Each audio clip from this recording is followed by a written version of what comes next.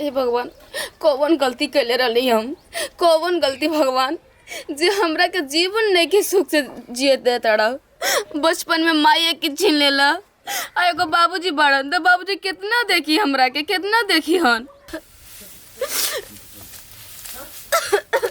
तू का करत रे? हां ई का होता? ई का होता ये अगर तू भूसे तो उठावत रे। माई काम कर दे। माई पहले खाना दे देना, भूख लगल बा। माई काम कर दे। आज बाहर में खाना ना खावा, तू खाना खा ली ठीक बना।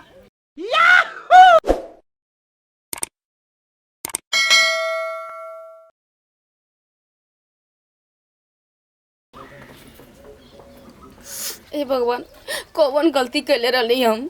कौन गलती भगवान जे हमरा के जीवन नहीं के सुख से जिए दे तड़ा। बचपन में माई के छीन लेला। आ एगो बाबूजी बाड़न तो बाबूजी कितना देखी हमरा के, कितना देखी हन। आ एगो माई बाड़ी सौतीली माई जे हमरा के कबो ना मानेली, ना के बराबर मानेली। भगवान ऐसन कौन गलती कर दिले रहनी जे हमरा के सजा और जिंदगी भर दुखे में रह के पड़ता। हे भगवान, कहला हमरा जन्म दिले हला, काहे लागी जब जीवने नहीं कि सुख से जिया तानी। माई रहली तो कितना हमरा मानत रही, जात रही, ये सब कच रही।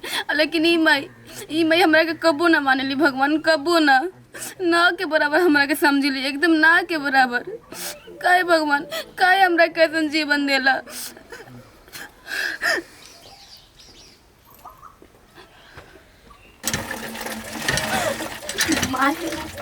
माई हमारा ये सब काम कर हमरा खाली खाए के मिलत रहे, ओढ़े के मिलत रहे। 2 दिन से खाना भी नहीं के दे रहे। माई के लगतो नहीं कि हाँ हम भूखे बानी। खाना वो खातिर ना हमरा के पूछ ले क्या खाना खाइबे कि ना खाइबे।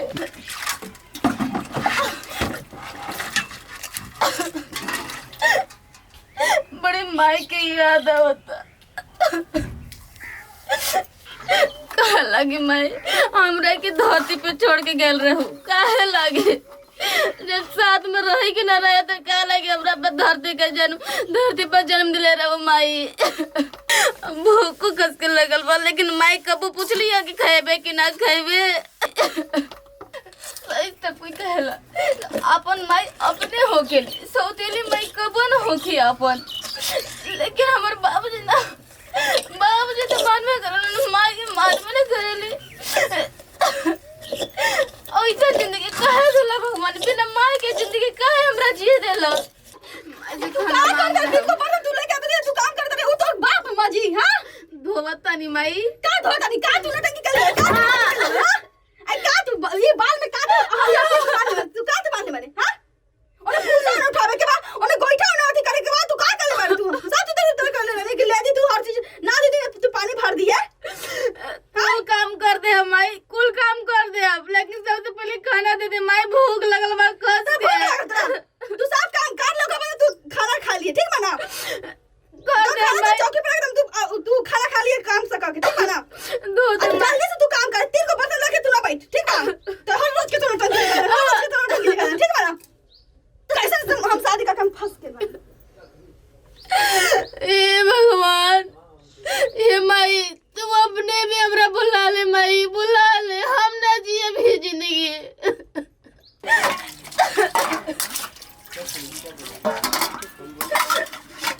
भूख कस के लगल बा माई, कस के भूख लगल बा।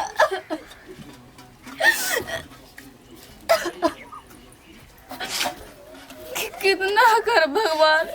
माई तू देखत नहीं कि काम आई, कितना काम कर माई। अपने भी बुला लेना माई। बाप रे, उतना गोईठा ठोके क्या, भूसा हटावे क्या, तब जाके खाना मिले।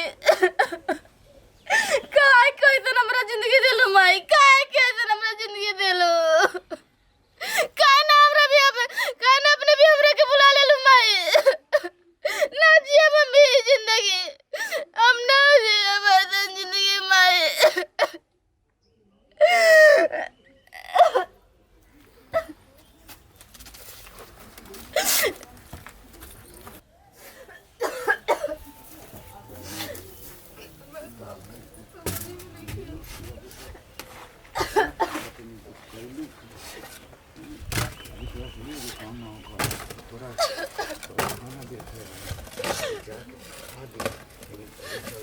लगे हमरा भगवान तो जिंदगी दिला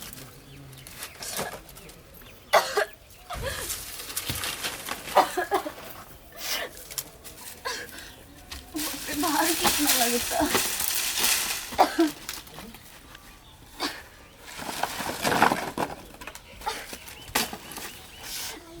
ना जाने कितना माई काम कर रही है हमरा से गोटा तो प्रसाद देने वाली अब गोबर ठोके के बाद तब ओकरा जाके बाद में खाना मिले हमरा कौन गरम कर ले रही भगवान जे कुकुर लेके हमरा के खाना एक टाइम खाली मिलेला दोपहर के दोपहर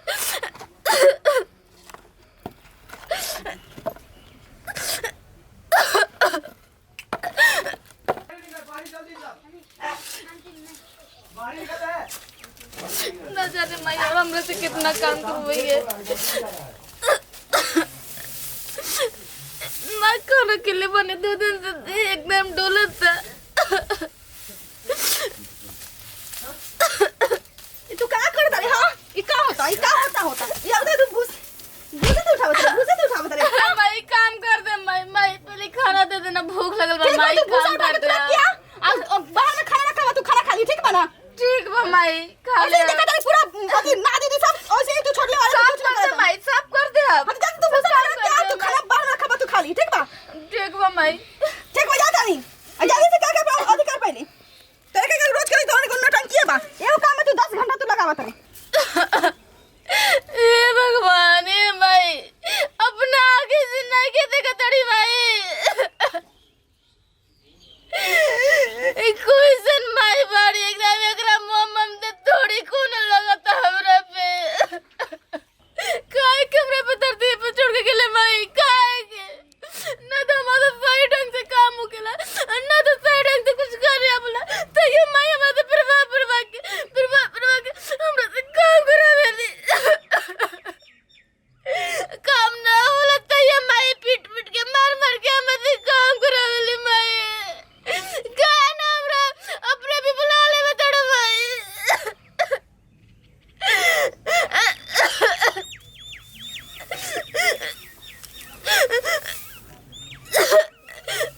हम ना जी हमारी जिंदगी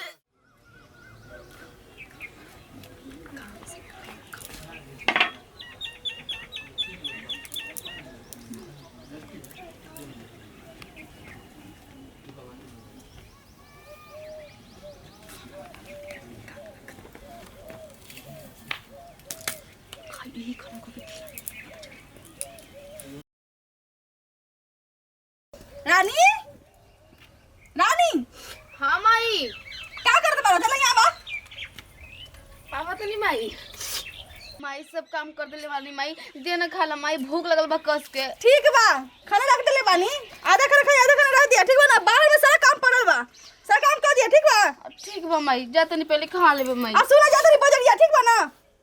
ठीक अब बा बाबू माई। जाए तो देख लिया हम जाते रही बाजार ठीक बा ना? ठीक माई सब काम कर लिया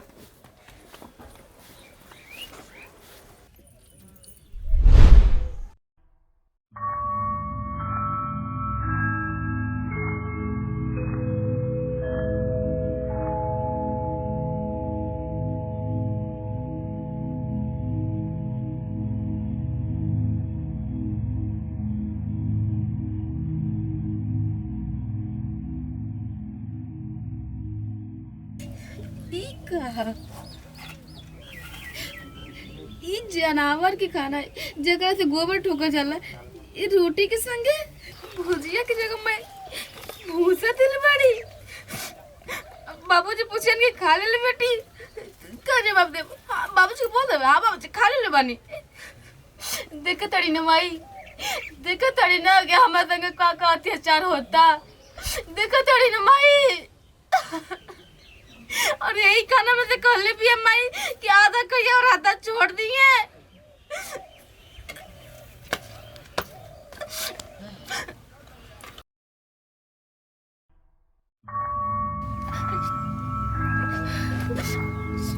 रोटियों मगत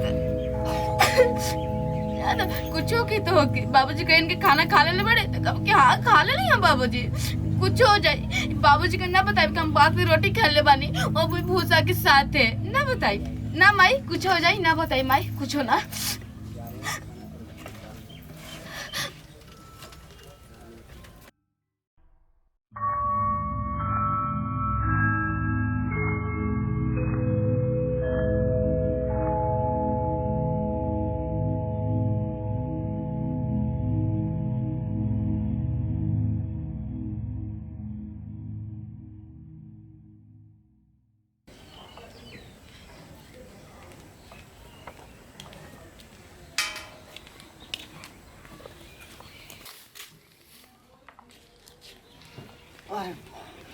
रानी बेटी रानी बेटी कहाँ गई बैठ गई? अरे पुचियो बाबूजी बाबूजी आ गए का आओ आओ आओ। बाबूजी बैठ बैठ हमरा ला कथी ले बाबूजी ले देख तोरा के बिस्कुट लाइल बे हमार बुचिया बेटी रानी के देख चॉकलेट हाँ बाबूजी तारा खातिर लाइल बेटी खा हाँ बाबूजी और सब बतावा ठीक बाड़ू ना हाँ बाबूजी पढ़ेलू ना हाँ बाबूजी आँय? स्कूल जानी बाबूजी और सब खाना उना खैला हो हैं हाँ बाबूजी खेले बानी खाना माई तहार कहाँ बाई माई बाजारे गेल बिया अच्छा हाँ माई तो बहुत नीमन बाड़ी बाबूजी बहुत नीमन हाँ ना एको काम ना करे देगली हमरा के हाँ सभे काम माई कुल करेली बहुत बढ़िया हमरा के टाइम पे ना स्कूलियो भेजली है ना हाँ जाए तो यही से ना माई तार के का करबू तार माई नईकी मर गई रही आपन माई तो दोसर बियाह क के लईनी हाँ बाबूजी तब और बची माई त खाना रात की पढ़ावे लो हाँ पढ़ावेली कहाँ गेल भाई माई तार बाजार बाजार गेल है बोले या में ना अच्छा बुचिया रे हाँ बाबूजी देख ना हम आओ तनी हो तनी विनोद दिया बा ना उनका सामानवा ले ले आइल बा ठीक बा देबे के बा उनकर ठीक बा बाबूजी देख के आवत ठीक बा ठीक बाबूजी अब बिस्कुट चॉकलेट ले भाई खा ठीक बा ठीक बाबूजी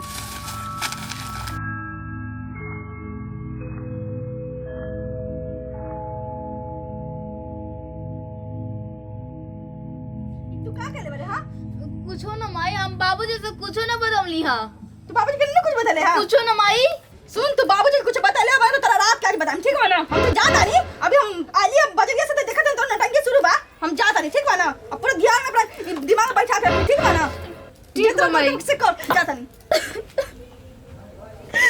कुछो ना बदमली है माई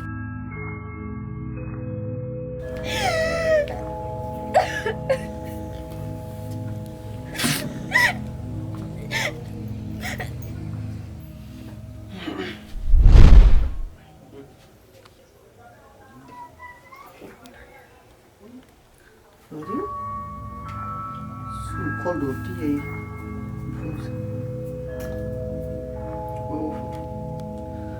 हे भगवान हम कौन पाप कैले रही कि ऐसन मेहरारू मिलल हमारा सब समझ में आ गई हमार ऐसन सुंदर बेटी के कितना कष्ट देती आई हमरा बुझा गई सब एकरे देन बा हे भगवान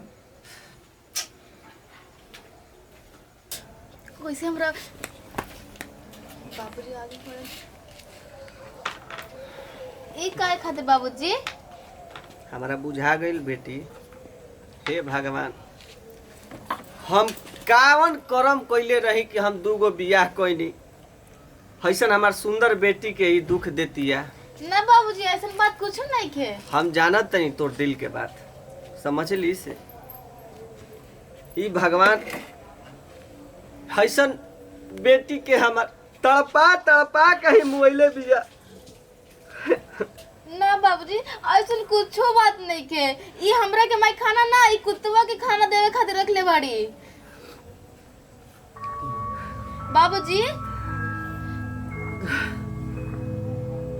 हे भगवान हमारा के माफ करी हो हमारा के माफ करी हो है चंडालिन का एकरा के हम गाड़ी दी? कैसन कैसन गाड़ी दी? ना बाबूजी माई कुछ ना कहले बिया काहे अरे चंडाल भी आई रे, तोरा के इतना दुख देतिया। कितना तो हमरा के माने ली। खाली देखे में सुघराई है, लेकिन ओकरा दिल के अंदर का बा आज हमरा पता चल गई। ऐसा नहीं के बाबूजी माई हमरा के माने ली, बहुत माने ली। अच्छा माने ली नु? हां बाबूजी। देख तोर हम परीक्षा लेतनी।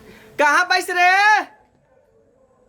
माई माई का भाई का तो अरे और चंडली का भाई बोली का भइल? हां बैठ ना माई। माई चुप चुप रबिस के तू रे। हम चुप बनी भाई केकरा बाबूजी। खाई देले रही से? केकरा खा दे रही?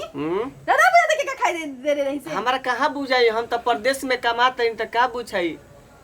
रवा का बुझाई? रवा कुछ ना बुझाई ना बुझाई ना। बैठ ना माई। काहे बैठी बोल? आय बोल काहे बैठी बोल? अरे काहे मुंह देखत नहीं बोली ना? देखत नहीं हाथना सुंदर रूप बा भगवान तहरा के बनावलन, लेकिन हम ना जानत रही नु ऐसन काम करेलू। बाबूजी छोड़ माई ऐसा नहीं की। बैठ चुपचाप बैठ। का कोइले भी हमर बेटी साथे रे? अरे माई कितना माने ली हमरा के माने ली ना माई। हां छोड़ी बाबूजी माई माने ली। क्या करो तनी? हां काम है तो घर से क्या करे? बाबा तनी क्या कर रही हो बेटी के साथ है? काम कराओते से? हां काम कराओते रे? जी रे हमारी माधव का हैं? बाबूजी छोड़। बहुत सच सच। हां बाबूजी छोड़। तू बैठ नहीं आ। तनी घर के काम करवाओ तनी क्या कर बाबू तनी बोली? घर बोली ना हां घर के काम करवा खातिर एकरा हम तोरा से बियाह कइले रही। ना करते तू कैसे? राज लगावेल बैस, राज लगावेल जाइल भाई से। हां तो ससुर में तो सास से तना सुनी आ रे बदला मोहन। हां बदना मुख। हां रे बदला मोहन के मतलब ये नहीं कि गांव घर आदमी सिखाइले बा। हत हत बेटी से काम करावाओते हां तो ना पढ़े नहीं किस भेजत। कुछ दिन के बाद शादी तो क्या करी? शादी होई? शादी लग भी अभी रोका है मत रे के चिल्ला बीस चिल्ला बीस रे बाबूजी। चिल्ला बीस रे हां बाबूजी ओसन बात नहीं के माई तो कितना हमरा के माने ली। चंडाली दिया ना चंडाली बाबूजी दिया ओसन नहीं की माई माई चंडाली दिया चंडाली। छोड़ी बाबूजी छोड़ी ना बाबूजी। छोड़ ए चंडाली का मुंह। देखी बाबूजी समस्या के हल प्यार से भी होखेला, हो जाए प्यार से भी। अरे एकरा प्यार बुझा लई से रे, एकरा प्यार बुझा लई से। हमके जी गलती भइल बा हमसे। चुप रह माई। माई तू चुप रह। तोड़ा हम आंख में आंसू एकदम ना देखल चाहता नहीं। बेटा एकदम ना। तोरा के मैं इतना दसा कहते तू हमके बचावे लगी इतना कहलू। देख ले तोरा लाज लाके मर जाए के चाही पानी में डूब के। बहुत दसा के लिए हमने जने कि तू हमारा ऐसे करबो। ना माई उतना बेटा हमके माफ कर दिया बेटा। ना माई बेटा उतना हमके दुख माफ ना कर दिया। उतना दुख हर जिंदगी बेटा में तो लेकर क्या रहे, बहुत माई। दसा देली। करा बुझात ऐसे करा, अब बुझात ऐसे करा। ए जी हमके माफ कर दिया। माई एकदम तू चुप रह। तोरा सब काहे बियाह कइले रही के एगो छोट हम हत ना जाने माई हमके एकदम माफ तू कर चुप दे। रह। चुप रह माई। माफ कर दे बेटा हमके माफ कर दे। माई बड़ हो के माई तू माई हो के माफी मांगे माई अच्छा ना लगी। बेटा हम ना जाने तेरे की तरह के मैं इतना दसा करे मत तू है हम बेटी हो के तू हमके जान बचाए।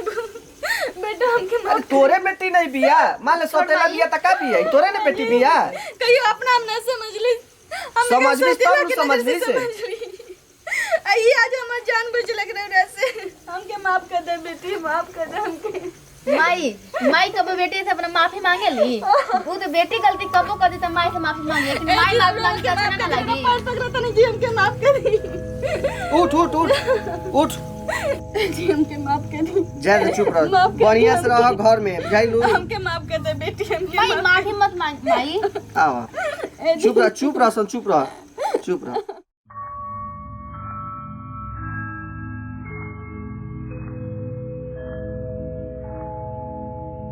नमस्कार प्रणाम, हमार नाम है पूजा मिश्रा। नमस्कार प्रणाम, हम रितेश रोनी बानी। नमस्कार प्रणाम, मैं हूँ अंकिता शर्मा और ये वीडियो जो हम लोग बनाए हैं आप लोग तो यही रिक्वेस्ट है कि आप लोग दिल पर ना लीजिएगा। और ये समाज में अक्सर होती है बेटियों के साथ में, और माँ को भी ऐसा नहीं करना चाहिए बेटियों के साथ में। और रितेश जी आप ही कुछ बोलिए। नमस्कार, जो आज है वीडियो में हम दिखावले बनी जा कि एक मैभा माई बेटी के कष्ट दे तड़ी ऐसा समाज में होला। और ये वीडियो बनावे के संदेश बा कि आजकल मैभा माई अपना बेटी के दुख देवेली, मारेली, पीटेली, बढ़िया से खाना और पीना ना सौतेली माँ देवेली। को भी ये हरकत नहीं करना चाहिए अपनी बेटियों के हाँ, साथ में, माँ- क्योंकि माँ माँ होती है। है। और बेटियां भी समझती है कि जाओ कोई भी मेरी माँ है, माँ ही होती है, लेकिन माँ नहीं समझती है कि वो मुझे माँ समझ रही है तो मैं भी उसको बेटी समझूं। और समाज के लिए ये वीडियो हो सकता है। तो माँ को बेटी का प्यार देना चाहिए। और हम यही समाज से कहेंगे, यही माँ से कहेंगे कि अपने माँ जो बेटी हैं उनको एक आदर दें, सम्मान दें, क्योंकि बेटी ही माँ बनती है और माँ ही बेटी होती है। बेटी बचाओ और बेटी पढ़ाओ। बेटी पढ़ाओ और बेटी बचाओ। इतना ही कहकर बस अगला नेक्स्ट वीडियो बनाएंगे, उस वीडियो में देखिएगा। अब इस अब चैनल को जहाँ भी सब्सक्राइब गलती होगा वहाँ पे प्लीज कमेंट करके जरूर बताएं कि यहाँ पे गलती है। और ये चैनल को सब्सक्राइब करें। यह चैनल का नाम है याहू याहू कॉमेडी। कॉमेडी।